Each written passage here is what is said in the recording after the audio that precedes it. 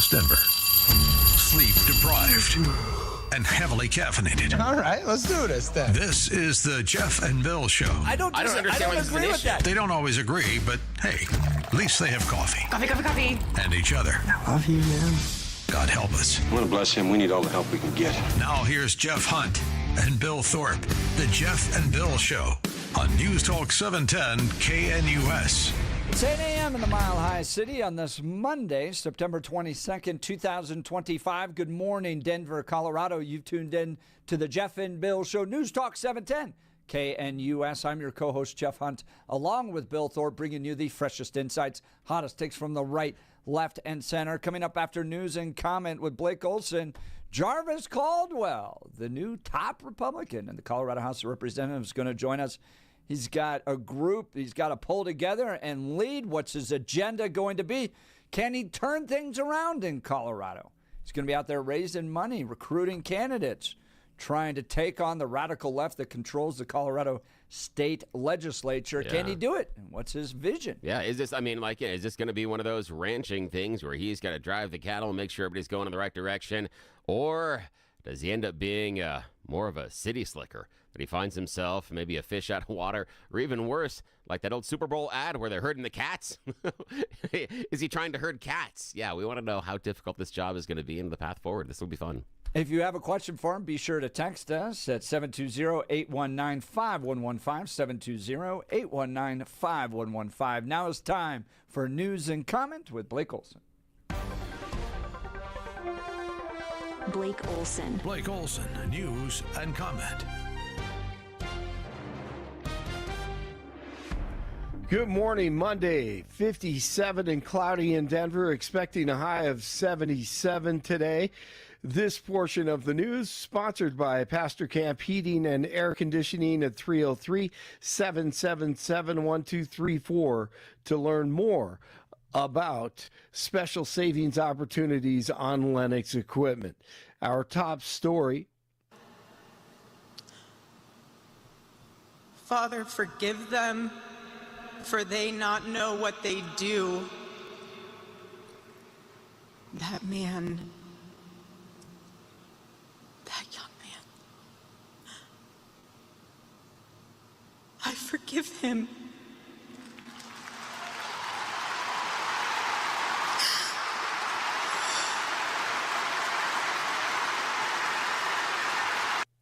Erica Kirk received a standing ovation after she said that she forgives the shooter. About 100,000 inside State Farm Stadium Sunday, and some reports estimated about 200,000 outside.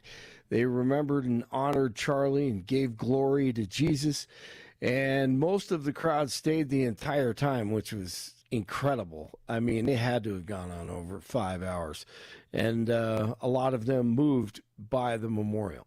It was a lot of emotions. Erica's entire speech was really moving, and the fact that she was able to even bring herself to forgive the shooter. I mean, it was really, like even just talking about it right now with you, man, like Emotional. Really emotional, Yeah. really, really emotional. So And Elon attended, and Charlie Kirk, he wanted him to be reconciled with DJT. They did that on Sunday, sitting next to each other and even shaking hands and holding a conversation. That was great to see. He was killed because his words made a difference, because he was showing people the light, and he was killed by the dark. Thank you, sir. Boy, isn't that the truth? DJT on Air Force One asked about transgender and the connection with transgenders and mass shootings recently. Charlie's killer lives with a guy who's transgender. The Annunciation shooter was transgender. The Covenant shooter was transgender. Should the FBI be investigating transgender extremism? We're looking at that, and it seems like, is that just a, what's the reason for it?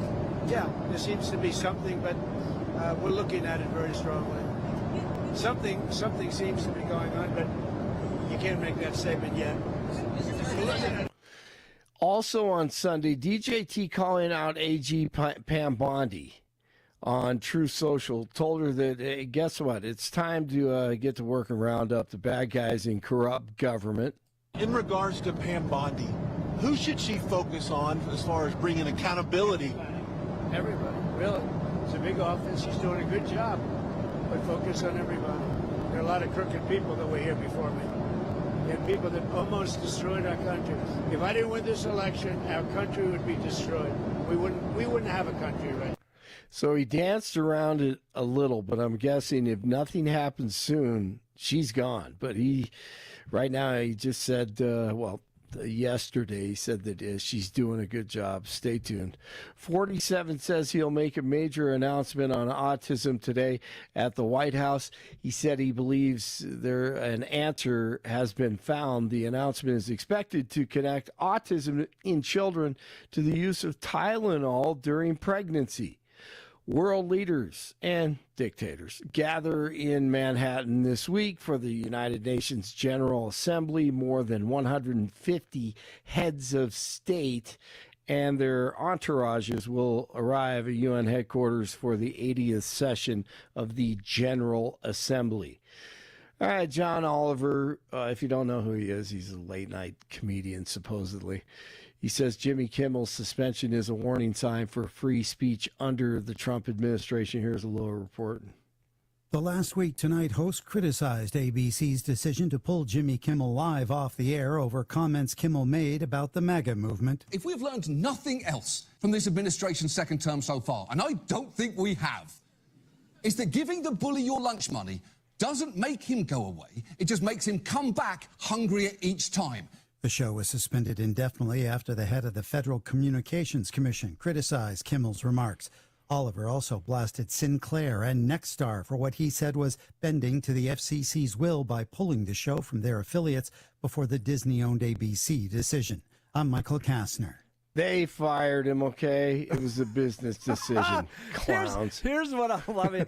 So America's trust in media is at its lowest point in 5 decades. That's a headline according to The Hill. Wow. And these guys are running around going, but it's Donald Trump who doesn't like me. It's his fault we're getting shut down. Nobody buys what you're selling anymore. No. Oh, my goodness. Only the ones with purple hair.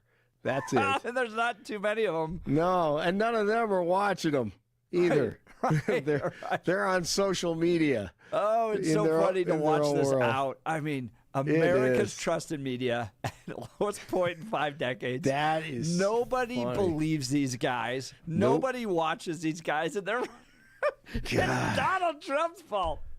Yeah, it's Donald Trump's fault. Oh, exactly. It was a great line by Matt Taibbi about Jimmy Kimmel entering the circle of hell with Keith Olbermann of unemployment. That's great. It's unlikability. Those two belong together. Nobody likes them. They don't want to tune in with their limited time and watch them rant against conservatives. Exactly. It's not interesting or compelling. I mean, the money, they have like 30 writers. Well, I don't know about Olbermann, but, Kimmel, what he has, like 20, 30 writers to come up with the crappy jokes that he delivers on a nightly basis and cries and whines about all of a sudden trying to save the world. If you're going to be a low-rate show like us here, do it yourself like I do. Exactly. Write your own crappy scripts. Write your own bad jokes like I do. It's all done between about 4 p.m. and 8 p.m. on a spreadsheet by yours truly. Come up with some better one-liners like Billy does. There you go. And talk really fast like Billy does and have your mind and your brain working quickly like his does at 6 in the morning. All right, the Broncos at the Chargers, week 3. 2nd down and 6. Herbert to the air. Pipkins the block at the right tackle. Got away from Allen. Herbert alive in the throw. Caught. Touchdown! Allen! What a play! Oh, and that really was the winner. That tied the game. What Herbert did there looked like John Elway. That was incredible. Getting out of the pocket and rolling out, scrambling out to the left, and then squaring his shoulders and firing it to the end zone. And this was the icing on the cake for the Chargers. Got it. 23-20. Zeros on the clock. It's over, and the Chargers remain unbeaten. And the Broncos fall to 1-2. They've got to turn it around here quickly. Or do they? Because there are 17 games in the season, so it's still very early. Former CSU star Torrey Horton. Left-footed punter booms one down the field. Good punt. Driving Horton all the way back to his 6-yard line. Horton on the return at the 20, right up the middle to the 30. Now Horton to the outside. Torrey Horton down the sideline. And it's a touchdown. 95 yards. Wow, he is having a season so far. 54 in Parker, 55 in Broomfield, 57 in Denver. Jeff and Billy continue. Blake Olson, News Talk 710 KNUS. Your 710 5-day forecast. We're going to start off our day with some sunshine, and then as we get through the afternoon, clouds will pick up with afternoon showers and scattered thunderstorms. Highs today will be in the mid-70s. Cloudy, rain likely tonight, continuing Tuesday. Could be heavy at times. Lows in the upper 40s. With clouds tomorrow, may not make it out of the mid-50s. Mid-40s with showers winding down Tuesday night. More sunshine Wednesday. Weather brought to you by L&L Heating and Air Conditioning. For quick, trustworthy, dependable service, call 720-851-1691 or visit them online at besteverhvac.com. Meteorologist Dawn Watzel in the 710 KNUS Weather Center.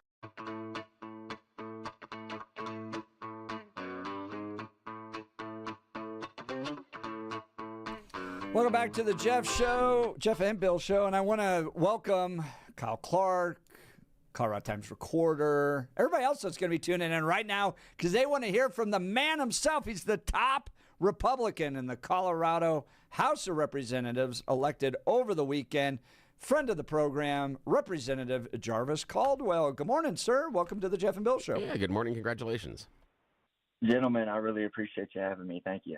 So let's talk first your district. You represent parts of unincorporated El Paso County, the Air Force Academy, Black Forest, Glen Eagle, Monument, Palmer Lake, Woodmore. Did I get that right? That's kind of your area? Yes, sir. You can't forget Falcon either. There you go, Falcon.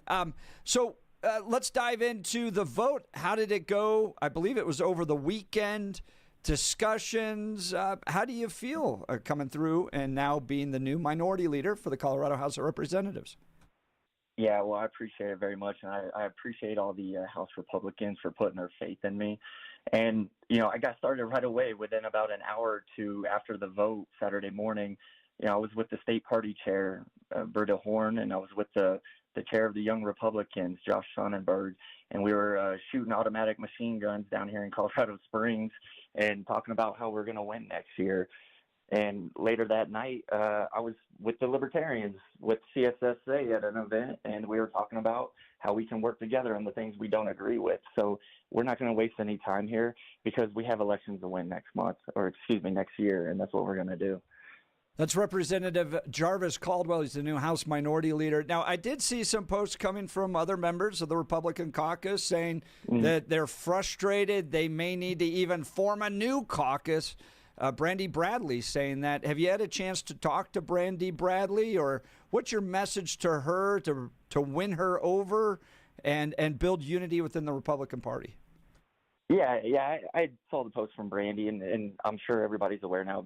Brandy's son is in the hospital, had a horrible accident, and I went by there last week and prayed with her family, and I hope the best for her here, but I haven't had a chance to talk to her. I have not wanted to bug her while she's at the hospital with her family and her son's recovering. And obviously, we hope for a speedy recovery, but we will have those conversations soon. What's your message to Republicans like her? We've watched, the Republican caucus in the past have frustration, division, votes of no confidence, for instance. How do you bring unity in a sometimes fractured caucus?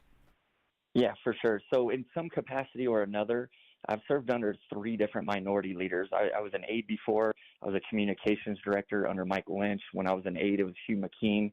And then I served as a member under Rose Puglisi. And, they all had their strengths. Rose really truly brought everybody to the table, and we would do these roundtable discussions and say, okay, what do you think? What do you think? What do you think?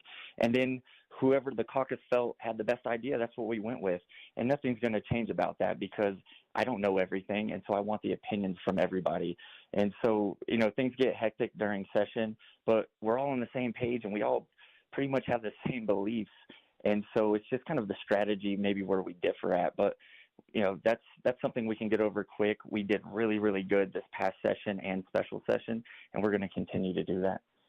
That's Representative Jarvis Caldwell, the new House Minority Leader. I know some other people were in the running. What do you think it was about your leadership in particular that got you the votes? Well, the other two candidates that were running, Representative Ken DeGraff and Representative Larry Don Sukla, are I consider really good friends. And so I think maybe what put me over a little bit, we're in a moment right now with what happened with Charlie Kirk, and the whole world is waking up, frankly. And, I'm just a couple years older than Charlie Kirk, and I think members really feel like I can capture that momentum and bring it in the next year into the election, because it's going to take everything we have in order to capture this moment and really turn it into numbers and turning out votes to actually make some changes here. I want to pivot now to talk about your vision for the caucus, particularly as it relates to the Democrats. Democrats with a near supermajority in the House. Republicans were able to get some votes. I'm a Republican, able to get some seats back, so it wasn't a supermajority anymore. You're going to go into a legislative session. They are very progressive. You have one member proudly proclaiming to be a member of Antifa. What's your vision? How do you combat what they're doing to the state of Colorado? Yeah, so, the number one thing is hold the seats that we won under Rose Puglisi, the 3 seats, and then flip more seats, at least 3 or more seats. Because the reality is we're not gonna stop this bad legislation until we start changing our numbers. And what that does, even if we're not in the majority, these 7-4 committees, where there's 7 Democrats and 4 Republicans, what that does is it all of a sudden changes it to 5-6. 5 Republicans, 6 Democrats, and then you only need to flip 1 vote on these crazy bills in order to stop bad bills or get good bills passed. And so that's my number one goal is adding more numbers here.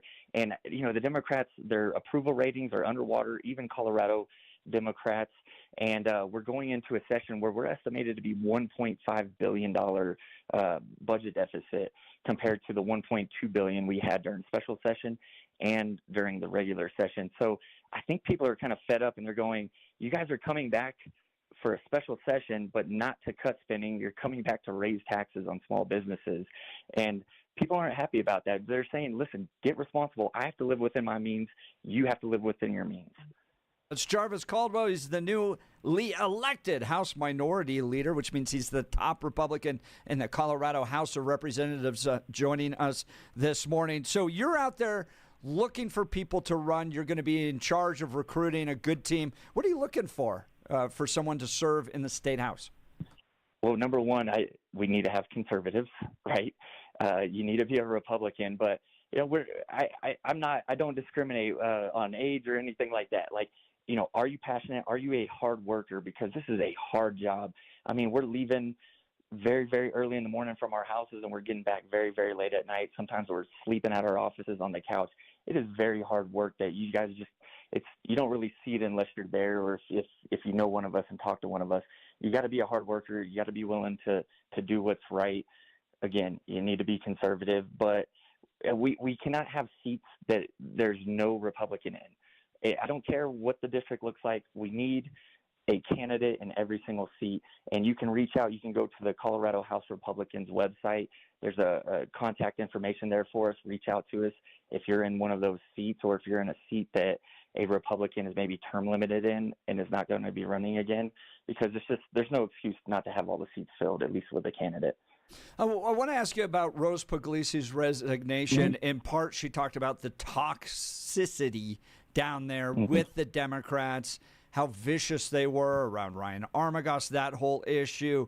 Give me a sense of how you plan to walk into this legislative session. There's not really going to be a change. There's no election between now and the nenext legislative session with regards to lawmakers. So you're stuck with the same people that took a great person like Rose Puglisi and she got her to go, you know what, I'm done. I got better use of my time with the years that God's given me.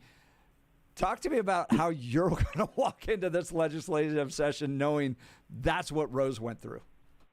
Yeah, absolutely. So, the reality is politics is just, it's an ugly business. It is what it is. It's like that probably in every single legislature around the state. But I think I've made a name for myself over just this one session here with, the House Bill 1312, transgender bill. I'm going to fight. Like, if you're coming after my parental rights, my freedom, my liberties, like, I'm going to fight. And nothing's going to change about that. And the entire caucus are fighters. So we're going to continue doing that. But, at the same time, if there's things that are good for my district, I don't care who's the bill sponsor. If it's good for my district, it's good for the people of Colorado, it doesn't violate any principles or liberties or the Constitution, then let's work together on it. And I think that should always be the thing going forward. If you just fight on every single thing, then the good things won't get done. So let's work together where we agree and what works best for our constituents. But then I'm going to fight you really, really hard on the House floor if you're trying to pass some of these crazy bills. I mean, we had a bill this past session to lower the penalty for attempted homicide, and that bill failed, thankfully, but it's coming back this next session. And I think at a time when we're number 2 in the entire nation for crime, I don't think we should be lowering the penalty for attempted homicide. That sounds kind of crazy to me. I think you're exactly right. That's Jarvis Caldwell. He's the top Republican, the Colorado House of Representatives, what's called the House Minority Leader. Let's talk about the crazy that's there. For instance, this past week, Donald Trump saying he's going to designate Antifa a terrorist organization. Now, it's nothing much more legally than Donald Trump designating it. If anyone's a member of Antifa, they would have to be prosecuted through traditional criminal statutes. But 2 days after that, Lorena Garcia goes on Blue Sky and says, I am Antifa. She's quickly rising to the perch that, Timmy Hernandez and others occupied as the craziest member of the Colorado House of Representatives. Meanwhile, as we covered this last hour, she's taken $1.8 million in grants from taxpayers. Her salary has skyrocketed with the nonprofit that Colorado taxpayers are helping fund. Talk to us about the crazy that is on the Democrat side. I mean, you're having to combat people that are affiliating themselves with terrorist organizations. What do you do? Right.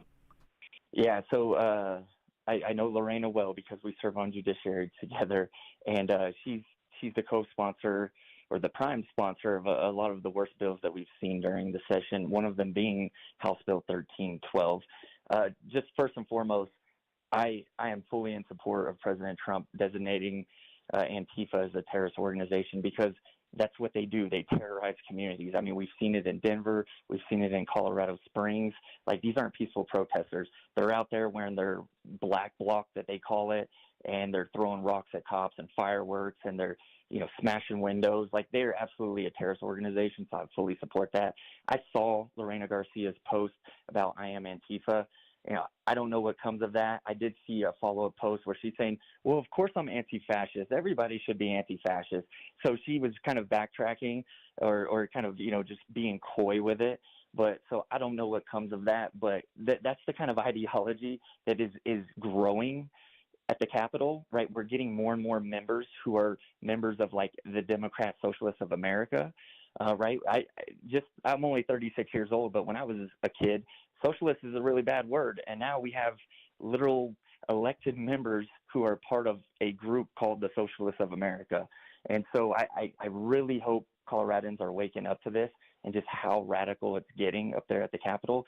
And, she's not in an unwinnable seat for Republicans. I mean, it is a big point swing, but, like, at a minimum, if you're listening to this and you're a Democrat and you live in her district, you should probably consider running against her because I don't think she represents 90,000 people anywhere in Colorado and has a majority. So, yeah, I'm just going to continue fighting that. All the Republicans are. And we've seen Democrats before be primaried out. Elizabeth Epps, Tim Hernandez. We're in the.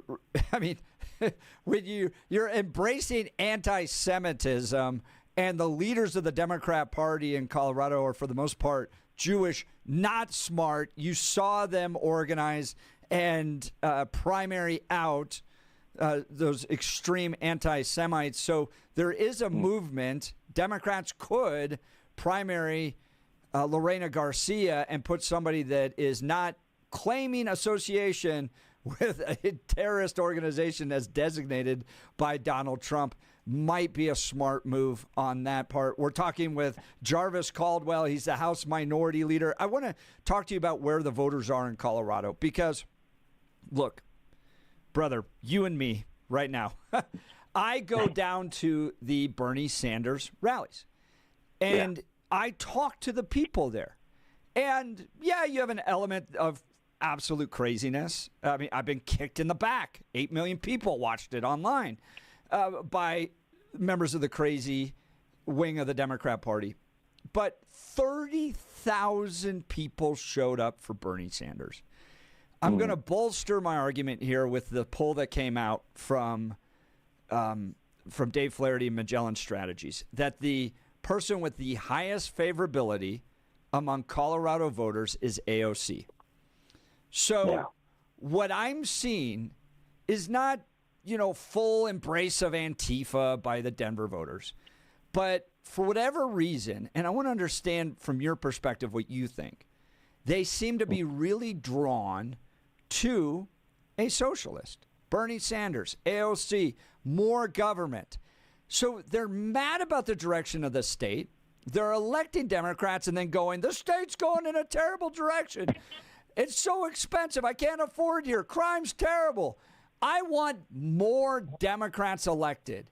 Help me understand that dynamic. Yeah, absolutely. So, number one, parents, if you're a parent of young kids right now, you need to be paying attention because you don't want one of your kids to be the ones at a Bernie Sanders and AOC rally one day. So I'm very big on parental responsibility and raising your kids right. But to get to the root of your question, I was listening to a podcast with actually Charlie Kirk and Tucker Carlson a few weeks ago. And, they were talking about this, like what's going on with young people right now. And, I get it in the sense that I graduated high school in 2007, and we were obviously the financial crisis was happening around that time.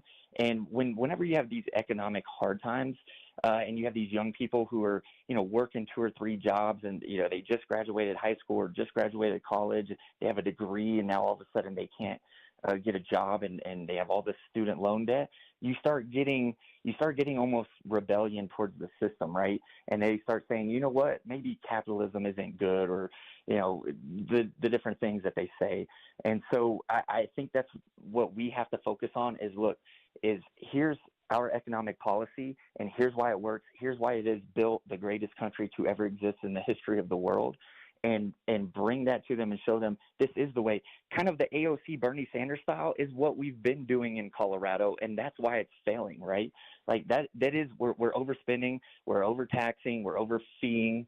Like we are doing the Bernie Sanders AOC style in Colorado, and it is not working, and that's why you're having a hard time.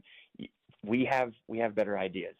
Get us in power, and we'll do it. It's fascinating to me because we've had Steve Woodrow on the show. We've had Chris Kennedy on the show. We've had Deep Singh Badesha on the show, all very progressive. And they all have the same exact perspective. It's like this notion of utopia where everything will kick in, the health care, the education. If we just had a little bit more of your money. And those guys in Aspen, they got it all. We need to go up there and take it from them. But it's just if we just had a little, then there's this magic moment where it all kicks in and everything we've been taxed and everything we've been suffering through will finally work out. And it never comes. And it never comes. And for me, I so appreciate that you went to the education route because as somebody who's done politics for a dozen years now in Colorado, And I've gone down and I've fought those battles. I've marched in those marches. I've watched people. I've talked to people. I sit there and I go, it's an education issue. At the end of the day, where we are as a state, where we're at, where we lump people into different groups, and we've kind of created this critical theory and this Marxist worldview of oppressor versus oppressed, and then we put people in little categories, and then we pit them against each other, and it's always somebody else's fault. The reason I don't have what I have is because somebody else, somebody out there. I go, that's 18 years of learning that. That's 18 years of believing that, and us thinking we can show up and testify and change minds. Yeah, it's part of the process, but it's a much longer process that ultimately gets down to education. I know we're on limited time. Bill, question for the new House Minority Leaders. Yeah, Representative Caldwell, what you and Jeff were just talking about is all this horrible messaging coming out of the Democrats. Then the bigger question, I think, that just begs the question, why aren't Republicans winning? What could possibly be your strategy going forward to persuade their voters? If the state is in such a dire strait as Jeff has been outlining, yet Colorado voters continue to reject over the previous election cycles the Republican messaging, what hope is there? Where the gain's going to be made? Yeah, I appreciate that, and that's a very fair question. I think it's kind of two parts. Is number one, Republicans, we spend so much time fighting each other and squabbling over little things that just don't even matter. What is it? Reagan says the person that's 80% my friend is not 20% my enemy. And the Republican Party, I mean, it's kind of notorious. Like, I believe we've made national news a few times over the last couple of years of, fighting each other. And while we're fighting each other, the Democrats love it, right? Because we're distracted and we're using so much time and resources going against each other. And so that is a part of my job as House Minority Leader, is like bringing these factions together. And then here's the other thing is money's a big factor. Like, we all see it. I mean, how many times more do the Democrats raise money than Republicans do? And so, donate to candidates. If you're listening to this, donate to candidates, donate to causes that you believe in, and get out there and actually help. I think it's a conservative thing where we say, well, I vote the right way. And it's like, no, that's not enough. Voting the right way is not enough. You actually have to get active. And I think what happened with Charlie Kirk is waking people up. And I think you're going to see more active conservatives, young and old and all across the board, churches, everybody. We're waking up, we're getting activated, and we're going to get out there. I think you're going to see some really big changes come next election cycle. That's Representative Jarvis Caldwell. He's the new House Minority Leader, elected over the weekend to replace Rose Puglisi. You can follow him on X at Rep Caldwell, and get all the latest on what's happening down there. Very grateful for your time. Congratulations on your new role, and look forward to having you join the show in the future. I appreciate you guys. Come see me at the Capitol sometime. Great. That's Representative Jarvis Caldwell. Again, Rep Caldwell on X. All right. What did you think? Give us a call, 303-696-1971. Text us on the Dan Caplis Law text line, 720-819-5115. You're listening to The Jeff and Bill Show. This is Denver's Talk Leader, News Talk 710, KNUS.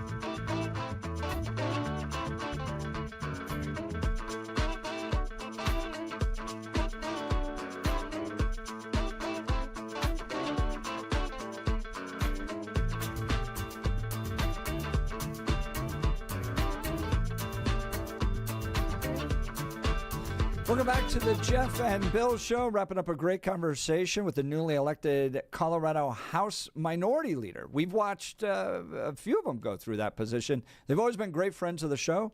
Glad to have them connected here because they give us important insight as to what's happening down at the Colorado State Capitol. So Mike Lynch, Rose Puglisi, Hugh McKean, Patrick Neville. We've had a great relationship with all of them. Glad to have a connection with the newly elected Jarvis Caldwell.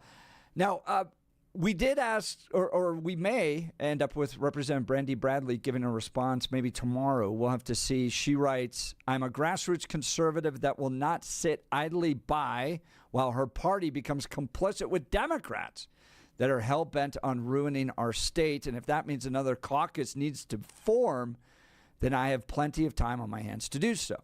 Miss Mama Bear is helping her son fight for his life, and I will do the same for the state that he is going to grow up in. Let that be crystal clear to everyone. This is the turning point and a line in the sand that has been drawn. I will not sit back and just watch. And I have a ton of keyboard warriors on my side. Whoa, what do you think, Bill? Gonna need a lot more people at the ballot box on that one. And I think that's the difficulty that I'm hearing, sitting outside of the tent, is the considerable infighting inside the party seems to prevent larger messaging to the persuadable voters. And I think that's a problem. And that's the idea being, a couple of cycles ago, the message was kind of like, is it bad enough yet for you? And the voters in Colorado returned a lot lot of Democrats. So the answer was no. Yeah. That was like the worst election day I've had in a long time. And that was like, well, nope. We had gotten Biden elected, and then, or Biden had gotten elected. I had nothing to do with it. But Biden got elected, and then everything's terrible in the state. And then 2022 comes and everyone doubles down on it. Yeah. And I think, and that's the thing, is that I and this is just some advice from, again, I sit outside both parties because I hate them both, but some advice about messaging and marketing, that if things are so bad, perhaps focus harder on what that messaging and marketing should be. The problem, I think, though, that the caucus has is there is a Grand Canyon of difference between two groups inside the GOP that what they think the messaging is. And I think that's the major barrier right now, is you've got one group that thinks, no, the messaging has to be X, and another group that thinks it has to be Y, and they can't blend it together, when honestly, a blending of the messages probably would be the most effective thing out there, because it probably would tick all the boxes, but they can't get to that. And that's what I think the problem is going to be, is that I don't know how to put it, but the idea being, if you can't come up with persuasive, strong messaging that is going to win over those persuadable voters in Colorado, complaining about the voters in Colorado not listening to your messaging is like advertising your restaurant and complaining that nobody's coming through the door. Perhaps you need to analyze your marketing approach and messaging. That's it. That's all I'm looking at, is how many more people do you want sitting at the table of the restaurant that says GOP on the outside? How many more people do you want to make that choice, that like what you're serving on the menu and want to come inside and at least hang out with y'all for a little while? I'm not saying party registration. I'm saying hang out with you long enough to give you some more control inside the state. What's that look like? Yeah, I don't think it's a messaging thing. I think it's a worldview thing, because In what way? Tell me. Well, I mean, come on. If it's that poll where people are like, oh, the state is terrible, everything's so expensive, more Democrats. If you can't reason through and break out of that, it's not a marketing and messaging thing. Well, because we ran every potential type of Republican. We ran Walker Stapleton. We've ran Heidi Ganahl. We've ran across the spectrum types of Republicans, from deeply conservative Republicans to moderate Republicans. We've tried this messaging, that messaging. It's not a messaging issue. It's not a candidate issue. It's a worldview issue. But I do want to say this. I'm a coalitions guy. You want to get me out of the room, it's the infighting. I'm just not. To me, I'm just not into it. And so I'm going to be a place where Jarvis Caldwell can come talk and Brantley Bradley can come talk. I'm not going to pick sides. It's just I don't do that because my focus is so much more on what the left's doing to the state and the way it's destroying. But I will say this. It's what I say to just about anybody that gets into a position of leadership, whether it's state party chair or House Minority Leader or Senate Minority Leader or whoever it is. Just get wins. That's all you have to do. Focus on getting wins. They don't have to be big wins. They could be little wins. Got a win question school for you. boards, win city councils, win like Danielle Jurinsky is just as important as a statewide races. So put your effort into little races, get wins, get momentum going, get people excited. You'll start to see things turn around. Go Got ahead. a question. If it's not marketing and messaging, how do you get the wins to get you to the goal that you want? How does this little happen? by little. But isn't that also marketing and messaging? If you're going to win at the school board level, if you're going to win at the city council level, that's marketing and messaging. That's where it has to start. I'm just wondering because I look at it is if you're going to get elected, it's going to be marketing and messaging. And you have more experience in this. I'm not necessarily trying to disagree, but what I'm looking at is I want to walk through the how. You've got a lot more experience in this realm than I do.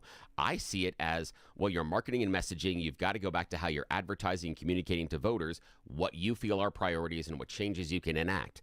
And if that's at a school board level, at a city council level, at a local legislator level, or looking at a national representative, I still come back to it, but that's probably in part because of how I'm wired and a lot of my professional experience. How else, outside of marketing and messaging, then what is the mechanism? Help me understand. So what what had happened in the last 12 years in the state of Colorado was, if we just got our ground game better, if we just made more phone calls, if we just knocked doors, if we just went down and testified and exposed, okay, we would do it better. And so they put their efforts towards that. And 30,000 people showed up for Bernie Sanders. Now, Bernie Sanders does not have great marketing and messaging. I don't think he's that talented of a speaker. You don't go down there and you go, wow, I've really connected well. I would say AOC does.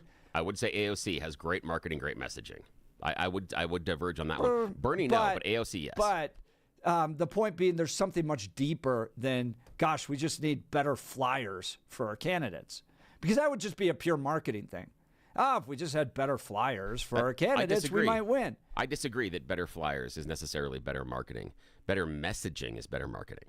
And so by better flyers, I can change my visual representation. I can make them more engaging. I can have you see the message more prominently. But if the message doesn't resonate, I'm still wasting my money printing all of those advertisements. This is an example that I knew a person whose family took over a pizzeria at one point, and the pizzeria was something, I forgot what it was called, but it was something about monkeys and apes and everything else, and their tagline was the idea that no human has touched your pizza. The whole idea that it's been made by primates. Like, that not is certain. So weird. Nobody wants to eat that. Exactly. And and so that's the idea. Is when they were trying to change and redo this, I remember them talking, and I'm a middle school kid at this time, talking about changing the marketing and the messaging about how difficult it has been to get over what the previous owners had created of being a just crap show. And so we have, in your perception, Colorado's created a crap show. How do we change the message of, the really bad pizza place? I mean, isn't it kind of messaging at that point? I think it's taste. Oh, so we just like pineapple on our pizza, huh? Yeah, kind of. Thank you. Appreciate that, my friend. It's like people going, wow, this pizza's terrible. Oh, I'm going to eat more of it. I need more of it. As Janet points out, Colorado's like an addict that hasn't hit rock bottom yet. Now, a friend of mine recently shared this story about where did you talk about that? Going back to try the pizza again, about the fact that there was this Thanksgiving dressing that their friend makes all the time. It's fantastic. And they go over there and the friend's like, something went wrong. It's not that good today. It's not that good. Don't worry about it. And goes and tastes the dressing. It's awful. It's awful. My friend sat down, finished up the Thanksgiving thing, went back and had seconds. And I'm like, why? And they said, well, I thought maybe it tastes better the second time. Nothing changed about it. That is the issue. So that's what I'm hearing you say. Is that right? Yes. Okay. Yeah, Makes sense. and Makes sense. I blame it at the hands of our educators. But that's a longer conversation. All right, let's talk Dan Caplis. By the way, Dan had a huge victory. Did you see that? Dude, okay, we got to shine him for a second here. We got to talk about this just for a second before we walk into the nice messaging about Dan. We got to give him a little shine here because, damn, dude. Now, this is, I'll let you talk about the details here in a second, Jeff, but this is dealing with the lawsuit that came out of the roller coaster in Glenwood Springs, where the child mine shaft drop. Mine shaft drop, not the roller coaster. It's the mine shaft. It's the mine shaft drop thing. The child was not secured into the seatbelt. Horrible things happened, and there were lawsuits filed.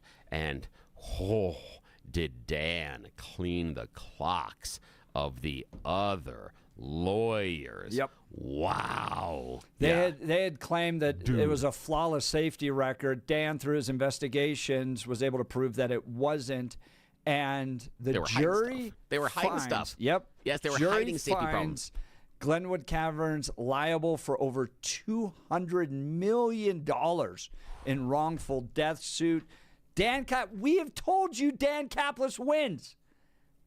And we are honored to have his name associated with this show as a sponsor. I cannot say it enough. Dan Caplis wins. He needs to run for office. Just saying. I've been saying this for years. Dan Caplis wins. He represents us, or he represents your values, okay? He's pro-life, pro-family, pro-faith, pro-America, a deeply devoted Catholic man. Dan is the son of a police officer and a former seminarian who's dedicated 40 years of his life to helping people hurt in serious motor vehicle crashes. Dan is believed to be the only lawyer in Colorado history to win 5 straight multi-million-dollar verdicts in Colorado crash cases. Dan is also believed to have won the largest truck crash verdict in Colorado history. Dan Caplis is the official law firm partner of the Denver Nuggets and the Colorado Avalanche. Dan Caplis, a serious firm for serious cases. Dan accepts righteous injury cases on a percentage fee basis so that he can represent good people from all walks of life without regard to ability to pay. So if you need Dan's help, give him a call. Here's the phone number, 303-770-5551, 303-770-5551, or hit dancaplislaw.com, Dan, C-A-P-L-I-S law.com. And after a multi-year lawsuit, delivering big for a family that had lost a loved one. That's the type of guy you want on your team. He sponsors this show. We're proud of him. Congratulations, Dan Caplis. Let's get you to run for U.S. Senate. All right, you're listening to The Jeff and Bill Show. This is Denver's talk leader, News Talk 710, KNUS.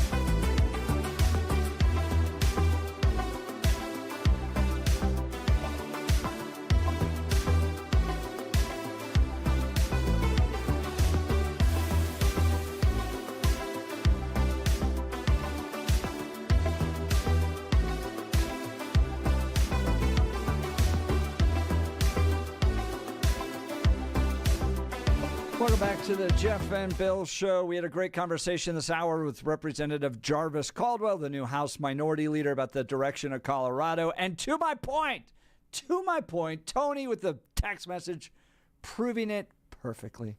He just goes, maybe it's Occam razors, Jeff, that Republican policies just suck. My point being, all along, it's an education issue. Tony, I would love to hear of a more progressive state that has lower taxes, lower cost of living, lower crime. Please show me, Tony, the state that's gotten more and more socialist and gotten better in America.